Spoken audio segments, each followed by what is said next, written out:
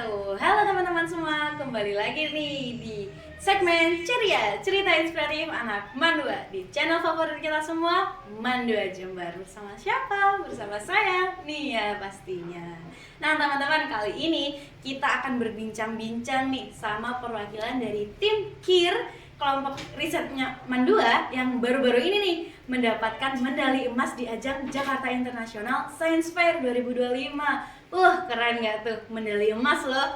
Ayo deh, langsung aja kita kenalan sama mereka semua. Yang pertama ada Kak Excel Taruna Reksa Perkasa dan Kak Asmi Alfa Hizam dan Kak Elvareta Berlin Bahtiar. Langsung aja kita sapa mereka. Assalamualaikum. Halo Kak. Kas, biar nggak kaku-kaku banget nih, boleh nih kenalan pakai nama-nama panggilan. Boleh. Dari Kak siapa dulu? Aku deh. Ya boleh. Aku biasanya dipanggil Berlin. Oh, Kak Berlin. Oh, Kalau saya biasanya dipanggil Excel sih. Kak Excel. Kalau saya Azmi. Kak Asmi, oke siap. Langsung aja nih ya. Ya. Nah, kalian ini bisa mendapatkan medali emas dengan judul penelitian apa sih? Jadi sebenarnya ya ini penelitian kan internasional, jadi wajib pakai bahasa Inggris. Jadi judul kita itu Smart Biosensor Effect of Cytokinin Hormone to Local Chili Seedling Quality by Using Arduino. Panjang. Iya, panjang banget sebenarnya. Ya, jadi sebenarnya nih ya judulnya itu kayak kita itu mengembangkan ya. Jadi kita itu mengembangkan sebuah prototipe itu menggunakan sensor, kemudian banyak-banyak komponen listrik lain. Jadi itu kita itu kayak mencoba ya mempermudah pertumbuhan cabai, tapi menggunakan cytokinin hormon. Jadi hormon cytokinin gitu loh, untuk merangsang pertumbuhannya. Dengan tujuan apa sih penelitiannya tuh Kak? Gimana nih Asmi? Ya, tujuannya itu kita ingin membuat sebuah solusi atau terobosan bagi petani cabai supaya memudahkan mereka dalam perawatan cabai. Iya. Oke. Terus kalau ini kan masih di tahap penelitian atau udah diterapkan? Oh, di masyarakat? ini sebenarnya di antaranya sih. Oh, di antaranya. Iya. Berarti lagi proses penerapan gitu? Iya, proses penerapan. Jadi kita ini masih tahap prototipe, baru penelitian prototipe. Dan mungkin nantinya kalau misalnya kita diberi kesempatan ya oleh pihak manapun, kita bisa menerapkannya di masyarakat langsung. Gitu. Kalau rencana nih, misal udah diberi kesempatan untuk menerapkan ke masyarakat, kakak yang pertama menjadi pilihan letaknya itu di mana? Letak penerapan? Kalau letak penerapan sih jelas di tempat kebunnya aja. Maksudnya itu kayak apa ya? Buat Mungkin wilayah yang banyak perkebunan cabai, gitu. perkebunan cabai aja. Wilayah yang Gitu. strategis untuk digunakan perawatan cabai. Gitu. Sekiranya di lingkup Jember atau mungkin di luar? Di lingkup Jember ini banyak kok wilayah yang strategis. Kan banyak dataran tinggi kan. Nah, cabai itu kan biasanya tumbuhnya di dataran tinggi. Kita bisa terapkan di sana gitu. Gitu. Berarti ya di lingkup dataran tinggi itu ya. Iya.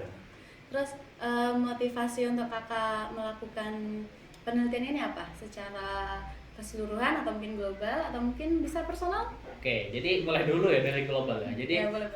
Indonesia kan negara agraris gede ya, agraris yang paling besar di dunia.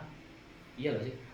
Iya, jadi gitu dah. Jadi ini termasuk negara agraris yang gede banget ya Indonesia. Jadi yang besar banget. Kemudian salah satu komoditas agraris di Indonesia itu kan salah satunya cabai ya. Jadi cabai itu selain komoditas jadi gimana ya?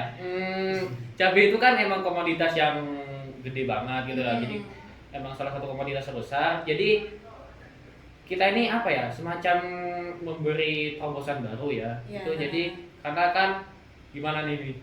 Ya karena kan kita tahu sendiri perawatan cabai itu sulit ya. Ya. Kemarin dengan bener-bener. musim hujan itu kadang pertumbuhannya jadi nggak bagus. Iya. Atau mungkin musim kemarau akhirnya jadinya nggak bagus. Nah kita ingin mengimbangi itu.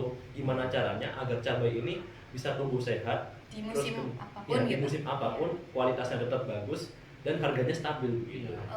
Jadi lebih karena efek ekonomis gitu. Kalau menurut Kak Berlin? Ya sama aja, soalnya kan emang cabai ini dipakai untuk sehari-hari kan. Iya. Nah, Ya jadi balik lagi sih sebenarnya. Sebenarnya memang balik lagi ke untuk bisa menyeimbangkan harga cabai Iya. yang ada dengan masyarakat nggak sih ya? Jadi tetap balik lagi ke Iya. kepentingan ekonomi sebenarnya. Bener sih. Terus kira-kira kalau misalnya emang alat itu udah diterapkan nih, perlu biaya gimana sih? Seberapa perkiraan?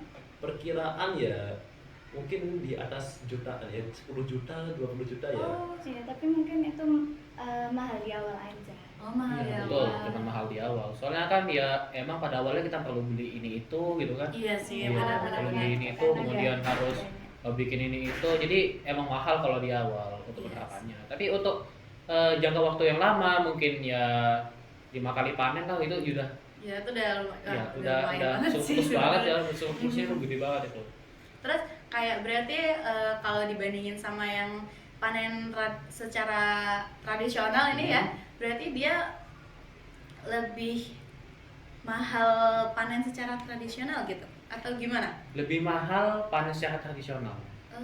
Kalau untuk jangka panjang ya, karena kan panen secara tradisional itu kan otomatis butuh jumlah pekerja yang banyak. Betul. Iya, Kemudian benar-benar. waktu perawatannya pasti lebih lama. Nah, kalau kita menggunakan prototipe ini, diharapkannya itu kita nggak butuh pekerja yang lebih banyak karena kan semuanya serba otomatis ya. Iya. Kemudian semuanya sudah efisien dan diatur oleh komputer gitu. Oh berarti tuh mengaturnya pakai komputer. Iya, gitu? berbasis komputer. Iya, Oh. berbasis mikrokomputer. Ya, iya. mikrokontroller Iya, dari benar-benar. komputer, ya betul. Oke. Terus selama proses kakak penelitian itu gimana? Maksudnya selama kan nggak ujuk-ujuk langsung sukses Oh, gitu iya, kan, iya. nggak kan masih ada prosesnya, ada betul. kendala, tantangan dalam pertemanan atau mungkin dalam penelitiannya atau mungkin ada kontranya sama guru pembimbing gitu. Jadi gimana ya jelasinnya? Sebenarnya sih masalah kita di setim itu cuman hanya di bagian komunikasi, bahasa. Habis itu cara berpikir kita kan beda-beda emang. Iya. Cara berpikirnya kita beda-beda, keahlian kita juga beda-beda gitu loh. Jadi cara kita itu kan kita terlalu heterogen gitu loh, terlalu nggak macam-macam. Jadi untuk dijadikan satu klop gitu sulit emang. Agak susah ya. Iya. Sampai guru pembimbing kita juga ya aduh gitu. Sampai menyayangkan juga Pada waktu itu. punya ide masing-masing gitu ya. Ah. Tapi memang pemilihan siswa sebagai perwakilan tuh gimana? Oh, untuk pemilihan siswa ya itu dipilih berdasarkan kemampuannya emang. Oh, Iya. Jadi bukan secara ujuk-ujuk milih ini, oh ayo sini kamu ikut gitu. Nggak bisa. Jadi Nggak bisa sih.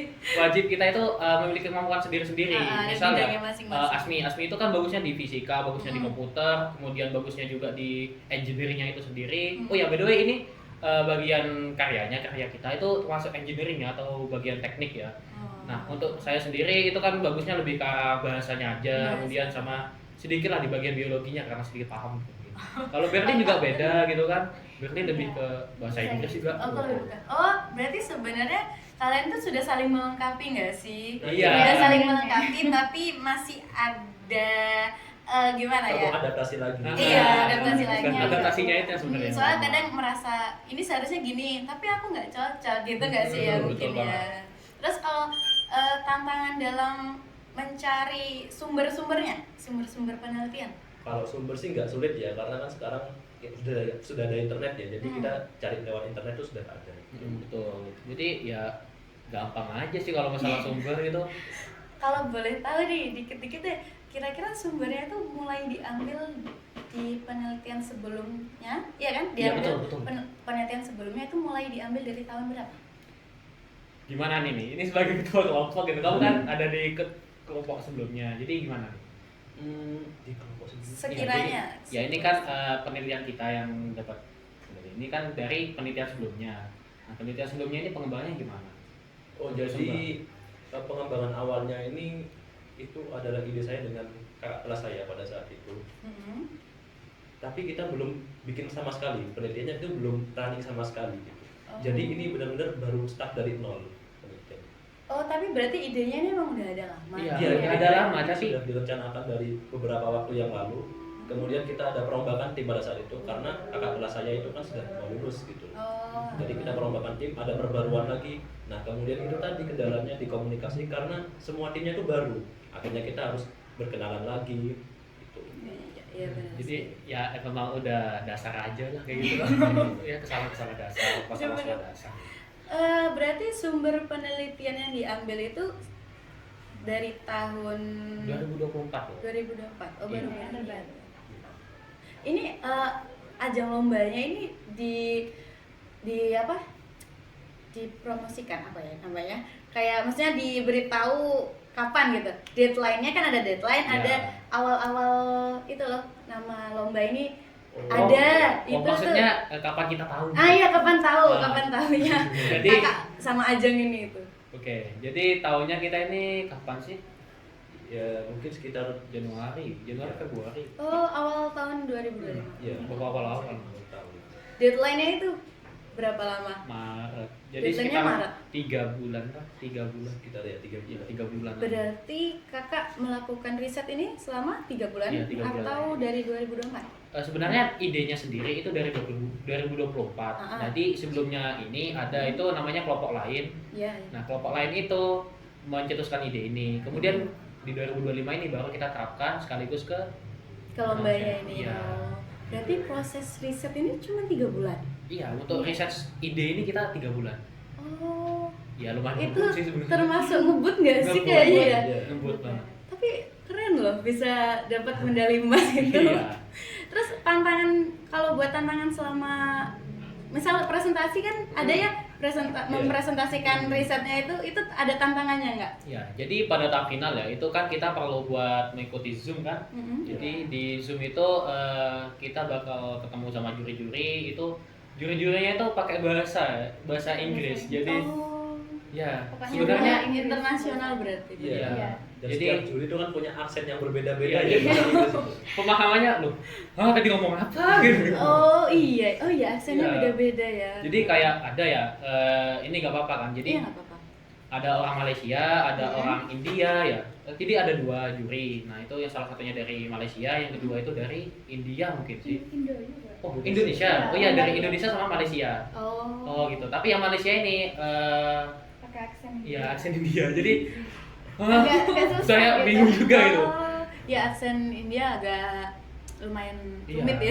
Iya. Jadi cara ngomongnya itu udah apa ya? Meleok-meleok gini. Tapi saya juga gitu. Jadi bingung lah sebenarnya. Dan Iya. juga ya sebelumnya kita Zoom ini juga ada masalah sih. Jadi kayak Oh. masalah audio gitu kan ya, Mi? Iya, masalah audio, jaringan. Kemudian kita pada saat itu apa ya? Udah tinggal berapa menit lagi presentasi itu masih bingung dengan urusannya sendiri gitu. Iya. Oh, wow. Apalagi kamera juga. Aduh.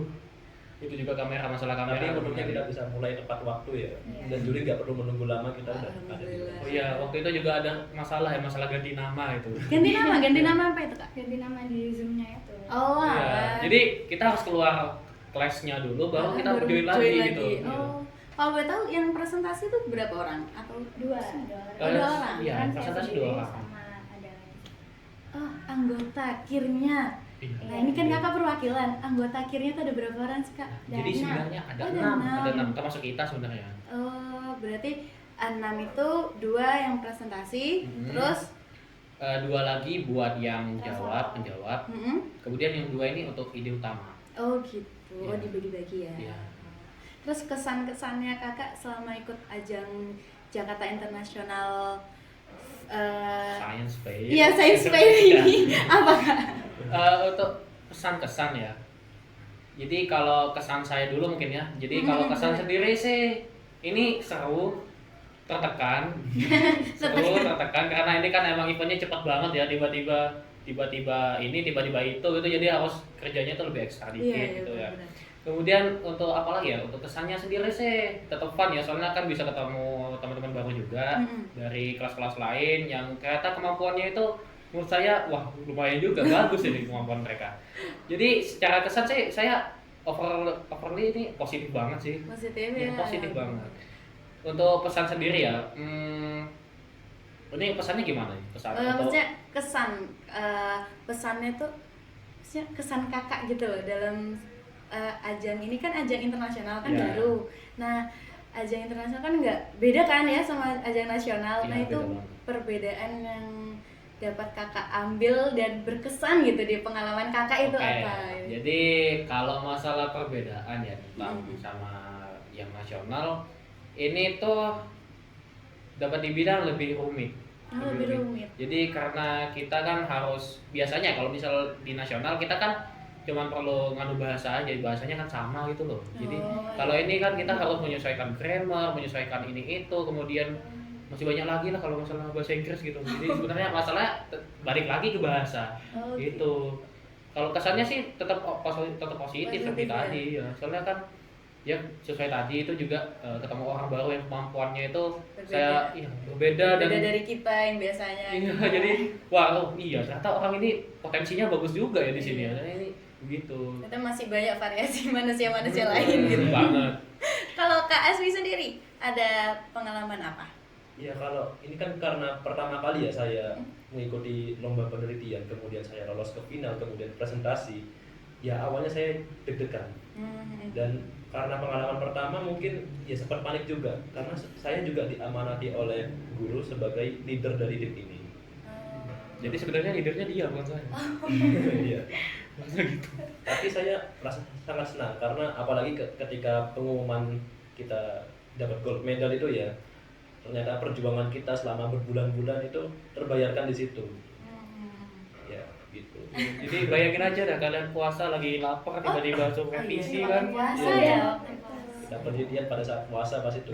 Jadi Bener bayangin nguras. siang-siang, iya siang bolong, harus gini-gini aduh. Harus meras otak banget ya. Iya, jadi lebih karena capeknya sih. Iya, karena capek. Tapi Terbayar dong. Terbayar Iya, banget ya. Terbayar banget malah. kalau menurut Kak Berlin, Iya, saya sama kayak Asmi juga baru pertama. Terus ya gitu, saya merasa seneng banget. Apalagi ini kan saya pertama kali lomba langsung internasional gitu. Oh, iya. Jadi ya sangat-sangat deg-degan iya gak sih? deg-degan banget. Terus cara bagi waktu kalian tuh gimana sih, Kak?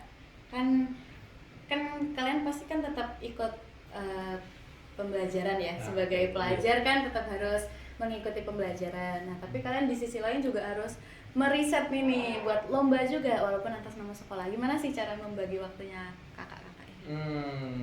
Kalau Mungkin saya memang PKSB dulu. kesulitan di manajemen waktu, sempat keteteran juga tugas-tugas dari sekolah. Tapi itu awal-awal memang seperti itu. Tapi kemudian seiring berjalannya waktu tuh saya mulai terbiasa. Beradaptasi Iya. ya. Saya beradaptasi dahulu lah gitu. Ya akhirnya saya bisa bagi waktu gitu. Kalau misalnya mengerjakan penelitian tuh saya fokus dulu dalam satu hari itu mengerjakan penelitian, saya selesaikan tugas saya. Kemudian kalau memang ada tugas yang ketinggalan, saya selesaikan setelah tugas yang ini selesai gitu. Oh, berarti jadi kayak menyelesaikan yang utama dulu. Iya, Kalau betul. memang udah selesai, baru yang lainnya gitu. Iya. Kalau Kak Exo, Nah, kalau saya ini mungkin dapat dibilang jangan ditiru ya. Jadi sebenarnya saya lebih mementingkan penelitian ini daripada pelajaran sekolah gitu. Jadi ya gimana? Untuk manajemen waktu sih ya tugas sekolah malam aja deh nanti aja. gitu. Iya, gak usah. Iya, boleh juga sih Ya, sebenarnya. malam sebenarnya juga. boleh juga. Boleh Asalkan juga kan tetap sih. deadline-nya tepat waktu Iya, kan. benar-benar. Yang penting ngerjain gak sih ya? Yang penting kerjain selesai, dapat nilai ya udah, bisa lebih parah ya biasa aja gitu. Kalau Kak Berlin, Kalau aku mungkin agak susah ya, soalnya kan aku anak asrama juga. oh anak asrama. Iya. Oh iya. Jadi aku pastinya ngeduluin yang penelitian ini. Mhm. Kalau yang buat tugas sekolah itu biasanya aku ngerjain sebelum subuh. Jadi bangun duluan gitu. Oh, bangunnya lebih awal. Iya, bangun. Oh, tapi kan di asrama tuh juga ada kegiatan-kegiatan. Iya, makanya kegiatannya kan sampai malam gitu. Jadi Iya. nggak mungkin kan kalau aku tidurnya sampai malam banget. Jadinya aku ngambil di sebelum subuhnya. Wah, kuat banget ya. Memang kalau udah berani lanjut ke jenjang yang tinggi itu harus berani juga, ada konsekuensinya kan Iya, ya, harus. harus berani mengambil resikonya. Iya. Terus menurut kakak ini penting nggak sih riset dan inovasi bagi pelajar Indonesia saat ini? Tentunya sangat penting. Kenapa tuh? Nah, jadi riset dan inovasi itu kan emang pada dasarnya sifatnya manusia gitu. Iya. Dari awal kita itu sebenarnya sampai saat ini bisa berkembang, bisa punya mesin, bisa punya HP, bisa punya internet, bisa punya satelit, bisa pergi ke bulan itu karena apa? Karena adanya inovasi. Karena Iya, iya. dari inovasi itu distimulus oleh apa? Dirangsang oleh apa?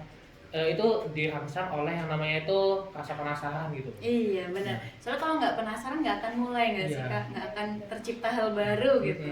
Dan siswa-siswi ini ya kita sebagai pelajar itu harus memiliki sifat penasaran yang tinggi. Karena apa? Karena segala yang kita butuhkan seperti ilmu, kemudian ini itu pengetahuan itu juga perlu yang dari namanya itu penasaran. Kalau kita nggak penasaran, ya bener-bener ya mau ngapain iya mau ngapain Bakalan, gitu loh. oh udah ada nih orang-orang yang nganu ini juga udah ada, terus nggak ada pikiran untuk mengkritiskan sesuatu nggak sih? Berarti emang harus kritis ya kita Iya ini. harus kritis, dan sifat kritis ini ya buat ke riset itu juga berkembang penting dalam kita itu meningkatkan daya saing gitu loh. Oh, Ya, jadi kita semakin semangat juga gitu Iya, iya, dalam bener. bersaing gitu loh. harus kritis juga ya, terus Hmm, harus betul. pede ya. Harus Harus pede pede dong. dalam Nomor 1. Iya benar, pede itu nomor 1. Terus ada nggak trik-trik atau tips yang bisa kakak sampaikan untuk teman-teman yang mau mulai di dunia kir? Mungkin dari yang dasar-dasar dulu. Dari dasar ya, itu wajib komunikasi sih. Wajib komunikasi. Wajib komunikasi. Jadi Benar, benar. kita harus memiliki komunikasi yang baik antar timnya gitu, antar anggota tim. Jadi sama pembimbingnya juga sih harus punya komunikasi yang baik. Jadi Oh, paling iya, dasar benar. itu komunikasi. Kemudian yang jelas tadi itu rasa penasaran. Iya, Kemudian kita juga harus punya dasar ya. Iya. Yang dasarnya itu kita itu harus memiliki kemampuan sendiri gitu. Dan Oh. itu emang udah dilatih. Harus tahu lah kemampuan Iya. kita seberapa dan Hmm. apa gitu ya. Iya, jadi kita harus mengetahui apa dan apa ya, kita itu kualitasnya itu di mana gitu loh, dan cocok apa enggaknya gitu. Gitu. Kalau Kak Asmi gimana? Untuk Tipsnya. menjadi peneliti itu yang pertama perlu konsisten. Ya, itu juga Oh, iya, bener sih. Kalau nggak konsisten tiba-tiba berhenti di tengah jalan ya. Nah ya, akhirnya kan ambruk penelitiannya ya. nggak selesai gitu. Ya, betul. Kemudian harus punya rasa semangat yang tinggi. Iya gitu. iya benar-benar benar. Dan peneliti itu wawasannya harus luas. Memang sebagai peneliti itu harus banyak membaca hal yang baru, entah itu dari jurnal di internet atau mungkin di perpustakaan. Itu peneliti harus meluaskan wawasannya. Ya, jadi kalau misal min 1 literasi itu aduh Jadi berat. emang harus literasi Iya, ya. harus banyak-banyak literasi banget. Kalau Kak Berlin gimana? Ya pokoknya ya itu tadi apa, semangat, jangan takut gagal. Oh iya Terus benar-benar. pokoknya cari diri aja.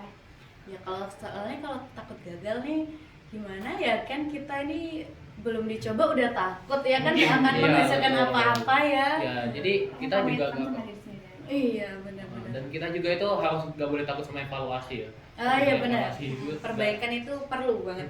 betul. Soalnya kalau tanpa perbaikan kita nggak bisa berkembang. Kita Iya. berkembang, betul banget. Oke teman-teman, itu tuh cerita inspirasi dari anak Mandua sendiri yang baru ini mendapatkan medali emas loh. Medali emas itu nggak gampang teman-teman, prosesnya juga nggak mudah. Kayak kalau mau hasil yang tinggi harus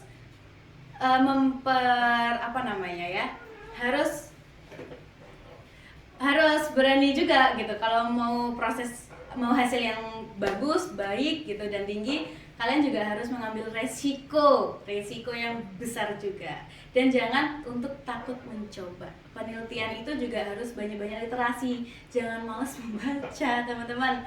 Saya kalau malas membaca, apa yang mau diteliti? Ya kan peneliti itu memang membaca ya, dasarnya begitu. Nah, kalau kalian menjadi setelah menonton ini kalian bisa menjadi inspirasi bagi kalian, jangan lupa di like ya teman-teman. Kalau misalnya juga ada kritikan yang bisa kalian sampaikan, boleh nih di komen. Terus itu kayaknya ada tanda-tanda merah, itu apa ya namanya? Apa Kak? Kalau di tanda merah di YouTube Kak? Apa ya? Subscribe, bener. Jangan lupa di subscribe teman-teman channel Mandua biar nggak ketinggalan info-info penting dan cerita inspiratif anak Mandua lainnya. Betul. Biar kalian terus terinspirasi sama anak Mandua. Oke teman-teman, saya Nia izin pamit. Wassalamualaikum warahmatullahi wabarakatuh.